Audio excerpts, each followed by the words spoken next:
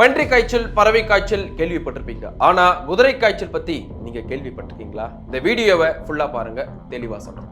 கொரோனாவுக்கு அப்புறம் உலகம் முழுவதும் ஏதாவது ஒரு சில நாடுகள்ல மர்ம காய்ச்சல் பரவிட்டு தான் வருது. இப்படி இருக்கிற நிலையில ஜப்பானின் 17 ஆண்டுகளுக்கு பிறகு குதிரை காய்ச்சல் பரவிட்டு வருதா தகவல்களும் வெளியாகி இருக்கு.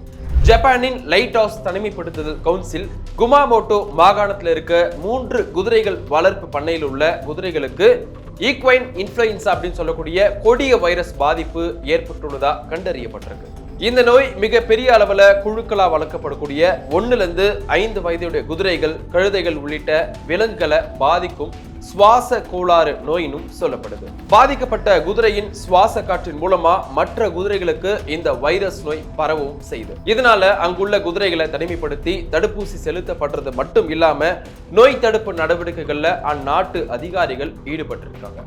கடந்த 2008ஆம் ஆண்டுக்கு பிறகு சுமார் 17 ஆண்டுகள் கழிச்சு ஜப்பான்ல இந்த பாதிப்பானது இப்போ கண்டறியப்பட்டிருக்கு. இதுக்கு முன்ன 2007ஆம் ஆண்டு சீனா, ஜப்பான் மற்றும் ஆஸ்திரேலியா ஆகிய நாடுகள்ல ஏற்பட்ட இந்த காய்ச்சலினால லட்சக்கணக்கான குதிரைகள் பாதிக்கப்பட்டுச்சு.